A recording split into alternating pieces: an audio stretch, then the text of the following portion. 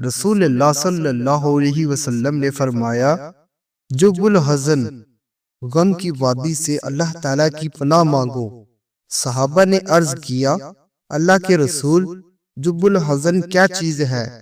آپ نے فرمایا، جہنم کی ایک وادی ہے جس سے جہنم بھی ہر روز 100 مرتبہ پناہ مانگتی ہے۔